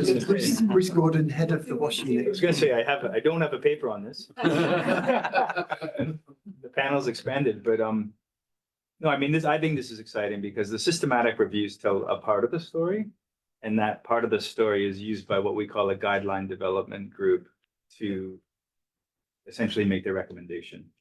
So this is what we have. We've done our due diligence. Yes, there's evidence gaps, but there is a representation of experts and users and other stakeholders that will ultimately make a recommendation based on this. And so I guess the point is, because there's gaps, we can't be paralyzed. And there's, I think, I know there's been a lot of controversy in terms of guidelines and evidence, but at the end of the day, there's a lot of experienced people that have a lot of knowledge that can impart that when there's gaps and still provide useful advice to governments. So I'll just say that. And we spent a lot of time. I mean, anyone who's been part of these reviews, the debates between the experts can get quite interesting. Yeah, great. It's just a more mundane response, but just to say, I mean, most academic endeavor begins with making the case for why the research you're doing is important, whether you're a master's student or a doctoral student, or you're a researcher going out for sort of tens of millions of pounds for big research. There is usually a box somewhere along that process that says, why is your research important? Which gaps in the literature are you addressing? And these reviews are so helpful in that process. So, I mean, I would hope as well, this will sow seeds for researchers with the right skills to now go out and find resources to plug those gaps. Yeah. Okay, please, could you say who you are? Is that mic on? Yeah, the mic. Do you want this one? Just to make sure that people. I think it's working. It's now on. Hi, everyone. My name is Pavin Gala with World Vision, the Global Director for WASH. Very happy to hear conversations about WASH because we do recognize, we're talking about the poorer cousin, even when you talk about water, it's the poorer cousin. A couple of things, I think, just both on the research side, but also on the practitioner side. What I really appreciated is the emphasis on the role of the governments, because we do recognize, especially in the work that we are doing, we've tended to now keep pushing a lot to the household, to the community, because it's difficult, and we're like, let's do the demand creation and let the communities or households take it. But it requires a lot. So my reflections are 2 points. From the research side, I was curious, especially because you kept on mentioning interventions, and one of the things I've seen in terms of experience is the impact of the interventions, especially when you talk about sustainability. Because, yes, we have an intervention related to COVID-19. We have an intervention related to cholera. And then they only last so long. And there are perceptions about, so do we continue? What is the cost? What happens after that? So that's one side. And I'm curious if from the research side, there's anything you picked up with regards to how that impacts, how people adopt practices. So that's one. On the practitioner side, I was very curious, especially in terms of, as we work with governments, we go to governments and, as a WASH practitioner, I'm saying priority one, unless, we address WASH issues, we have a problem. JMP has just released a report talking about 2.1 billion people without access to water, 1.7 billion people not having access to safe hygiene practices. And there's a sense of needing to prioritize. My inclination is to ask the Heinz of this world, can you make it cheap? Can you find the cheapest products on the market so that we, market it, or do we package them? And that's why, Dr. Mina, your point around integration becomes so important. I'm curious to hear, with this, how do we go, or what would you propose as we go to the governments, knowing that there are so many things they need to prioritize? I'm getting some exercise here. That's good. Thank you. I think you raised very important points, and you're absolutely right in terms of the priorities. And really, from experience, it is true that the government have competing priorities. Just an example I'll give for Zambia is last year we faced a really bad, the worst drought we've ever faced.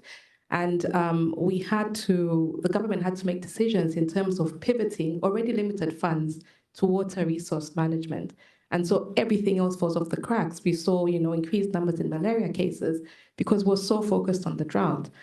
So when it comes to things like really speaking with the government, as I speak, we have 190 cases of cholera as of yesterday, a pandemic that started in August.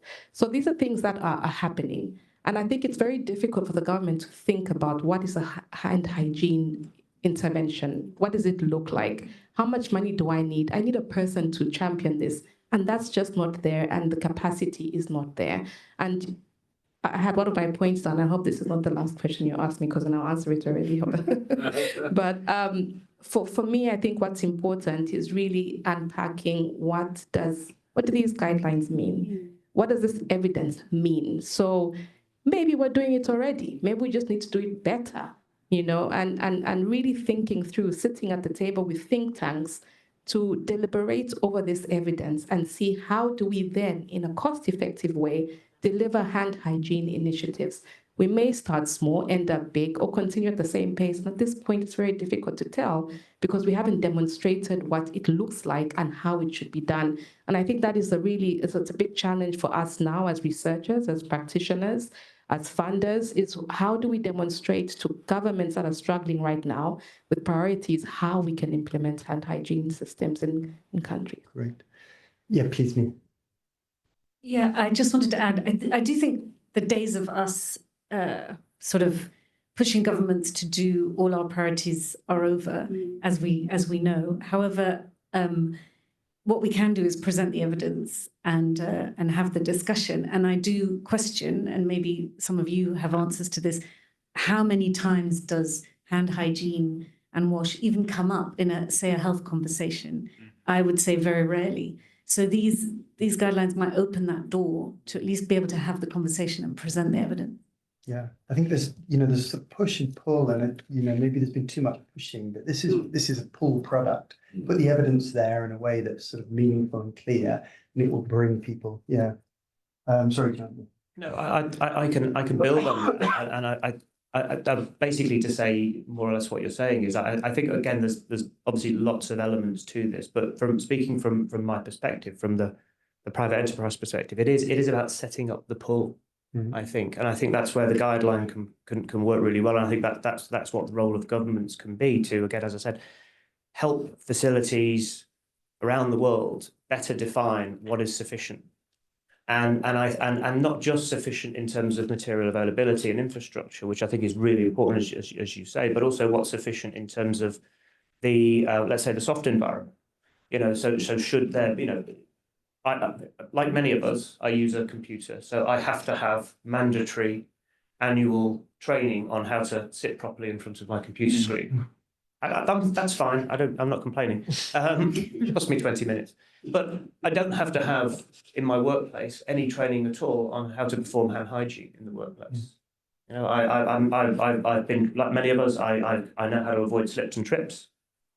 So there are lots of things that just really small interventions in terms of what's sufficient, what's important, can change. And then I think private enterprise will be very ready to compete, to offer those services in a cost-effective way, where, if you like, the limits on cost are determined by sufficiency. What we don't want is a race to zero. We want to deliver what's sufficient and ideally even better in the most cost-effective way. So it's about setting up the landscape, I think, setting up the playing field in that way. I think that's where the guideline and the role of governments can be really effective.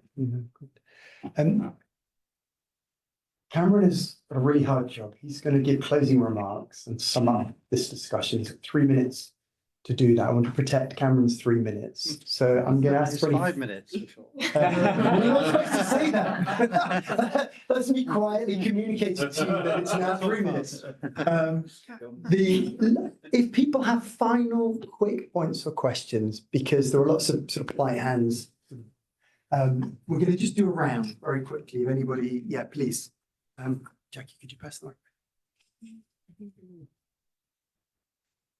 Hi, nice to meet you all. I'm Luisa. I'm working at a consulting firm here in London. I care a lot about the setting area, you mentioned that it doesn't cover healthcare, but do you cover a lot about working environments? Because home, it's a situation, but if you make a change in the environment, like you were saying, it's huge. When COVID happened, I was working in occupational health, and you can see the change immediately because 80% of our time, let's say 50, it's in the office or wherever you go. So most of the time you're there. I don't know how much it was covered. What can you do there? Maybe we can also work to change some laws so they are applied. That's how I think change happens. Really yeah. good. Yeah, let's pick up those other sort of points. Thank you. Just really quick, I'm Bev Stringer, I work with Médecins Sans Frontières. So I want to talk about the practical. And I think for this guidance to work, you've got to be politically astute in your practice. So you've got those pull factors, and I think the environmental element is very important. In humanitarian settings, unless we're being astutely political in our practice, we're not going to see equity. You know, water's already very scarce, and the product, you know, the pipelines of supply, the responsibility of governments on the physical side is difficult. The underlying political economy and competition for resources. Were there any final points where we can... Jackie, did you? Oh, Lauren? Oh, so, go on, please, yeah. Really quickly, just from the journal perspective, working with Paul at BMJ, for us, I think it was the first time we ran peer review of systematic reviews that we knew were going to inform guidelines, and with this deadline of October 15th, I'm well aware that, you know, our peer reviewers might come back and say, oh, you know, here's some big sort of spanner in the works, and we had to kind of navigate that. And I'm so interested to know from the guideline and the systematic reviewers, maybe it's a very big question, sort of how that was for them. Great. Yeah, I'm sure the team is very honoured to be the first. I'm going to mention climate change because all of these guidelines, or the reviews even, are going to be having to factor for this. And, you know, you're reviewing the past evidence and the past efficacy of hand washing and the past government measures and the past things that have been published. So just thinking forward in the development of the guidelines, how is climate change going to be woven into this? Because I think we have very large questions on hygiene resilience in the face of kind of climatic conditions. So I'm wondering what the future has in the both research space, but guideline space and policy and practice space that is adjusting for those conditions. Yeah, it's notable that climate hadn't been mentioned so far. Jackie, do you have? No. Okay, great. After this, there's a reception with drinks of different sorts and some snacks. So if you are willing, let's give, I think, Joe and Bethany in particular, a quick chance to respond to those questions. Then we'll go to Cameron for closing remarks. But that means I'm stealing probably 3 or 4 minutes of your time. So while I'm overrun slightly, if that's okay. Okay, final word. Okay, just a few things I think to say in response to some of the comments, because we have an opportunity to sort of go through what it is that guidelines include. It's a bit of a black box for you, so it's exciting, but also there are some questions. And I just wanted to say, one of the things that the implementation guidance does is try to move away, I think, from sort of short-termism, short-term interventions, project-based approaches, to really think at the systems level, to think about government responsibility and government measures to create an enabling environment for effective service delivery by other actors, and being very clear about what those actors are, who they are, what their responsibilities are. Because I think one of the main things that's lacking within this subsector is an understanding of who does what. People have used the term falls between the cracks quite a lot, and I think it's apt. And what the guidelines hopefully can do, having worked with these 10 governments and carried out extensive consultative processes in their contexts, is provide an understanding, generalised of course to the global scale, of what these actors are, what their roles and responsibilities are, and really pinning down what government can do so that we move away from project-based approaches to something that is sustainable and is actually integrated, not sort of a vertical hand hygiene program, but something that is integrated within broader health areas of work and wash areas of work as well. On your question, Lauren. Joe, we'll have to keep it. Yeah, just to say, there isn't a particular chapter on climate if that's what you're looking for, but there is a lot around how can we deliver these services in constrained settings. And those settings might be constrained because of climate change or many other factors such as complex emergencies, humanitarian crises, etc. So I think we'll find guidance within there that can help as we face these challenges going forward. Great. Bethany, if you could, just a quick final. So much to cover. In terms of climate, I think the point about water scarcity, that's a huge gap. So research going forward on that would be really, really important. And I think gets to the comment that you made about from Medicine Sans Frontiers about, you know, water being critical in response as well. From the sustainability side, a lot of interventions didn't approach that. Very few. And maybe we could talk more about the peer review process, but overall, I think peer review, it just strengthens the work. So I think that we're all grateful for it, and that our work could be strengthened through the journal process to then be in a better package to get to the guidelines is really critical. Yeah, brilliant. Okay, let's give our panel and our presenters a round of applause. I'm going to invite Dr. Cameron Abbasi, who's the editor-in-chief of the British Medical Journal, and interesting enough is leading, I think, a commission on the national health system here in the UK. Yeah, exactly. Yes, we're still ongoing with that. So listen, I'll try not to keep you long. I did write a 15-minute speech, but I'll have to cut back on that. I was interested to hear Liam talk about Donald Trump. Did anything? Do you think he washes his hands? I'm not sure. He does a lot of hand washing, kind of problems, and things he doesn't want to take responsibility for. But it reminds me of when I was a child going to our village in Pakistan, where I'm from originally. And it was in the north of Pakistan, and there was no road. So it was quite a hairy journey getting up to the mountains. There was no electricity. There was no running water. But any number of relatives would come along to me with something called a lota. Does everything we'll do here? A lota has a dual purpose, which you'll understand. But they'd come with a lota full of water and soap and help you wash your hands. So I think, let's not take for granted that people around the world do understand the importance of washing hands. So people always made that happen. But of course, there wasn't water there. They had to go to a well to get the water, and it was tough. But people found a way around it. So I think it's a very, very important issue. And I'm delighted we're speaking about this rather than AI. I've been to so many conferences over the past 2 years where all they talk about is AI. I'm sorry to mention it, but it's good that we're talking about it. And we've seen some really interesting data today. I think we should all take that away from us. Something like 2 billion people around the world who have inadequate access to hand washing facilities. Now, that is absolutely shameful. And if we look at the report, this is 2025. Today, we're talking about guidelines on hand hygiene. Now, what has kept us for so long before we've taken action? I'm delighted we're taking action, but it's pretty shameful for politicians, for policymakers, for many of us around the room, even us at the BMJ, that we have not highlighted the importance of something so fundamental for so long. So it's good that we're going to fix that.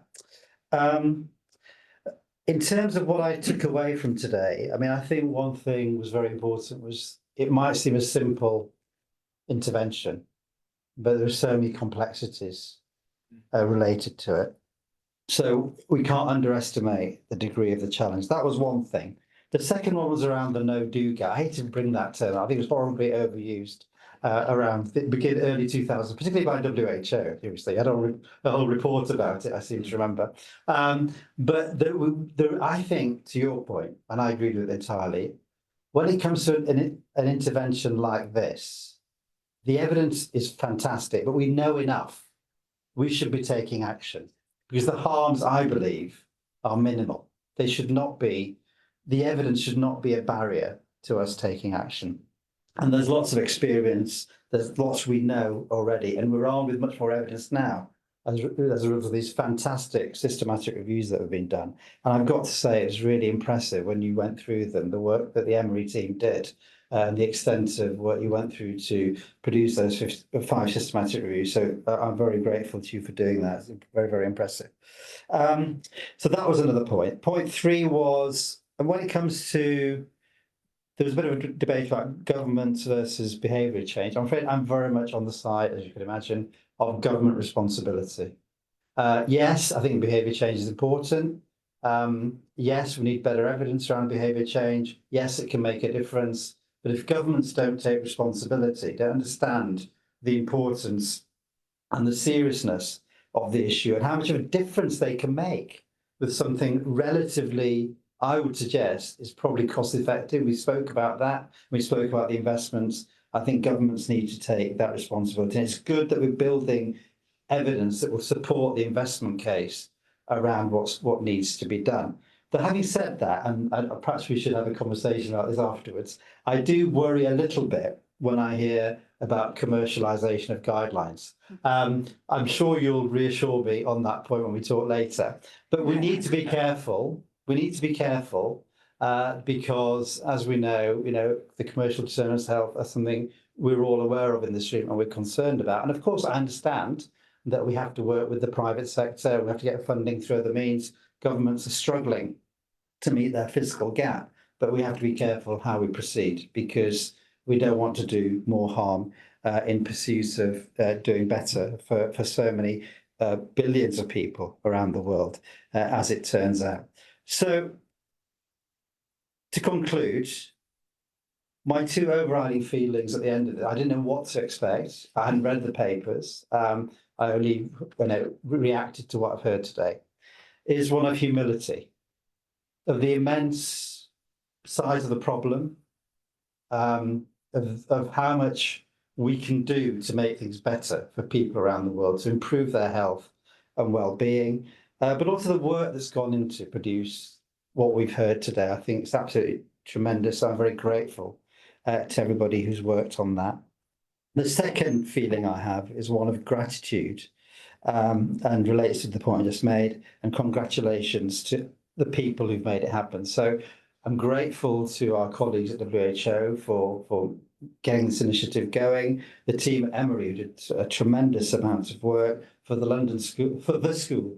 Otherwise Liam will be angry with me, for hosting this event today, and the FCDO, and of course UK HSA for supporting us today. I think it's very important that we have that level of partnership with you. I'd also like to thank my colleagues at the BMJ. It's not easy processing that many papers, producing them to high quality, and they're thoroughly professional, and I expect that there's much more diligent hand washing in their homes after the work they've been doing on these papers. We should have done a before and after study of BMJ staff. So listen, thank you so much. We're very grateful to you.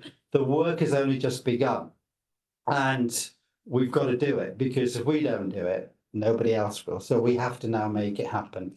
Thank you so much, and back to you.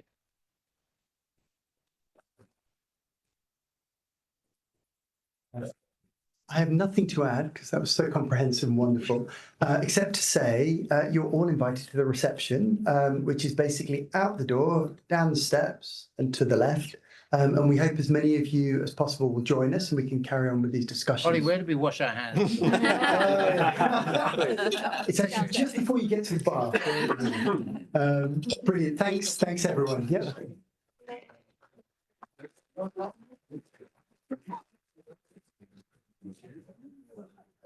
Oh, it does. Okay, brilliant. Joe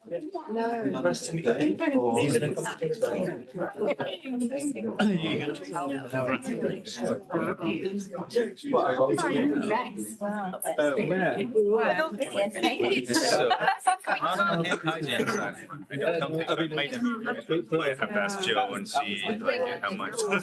Kind of have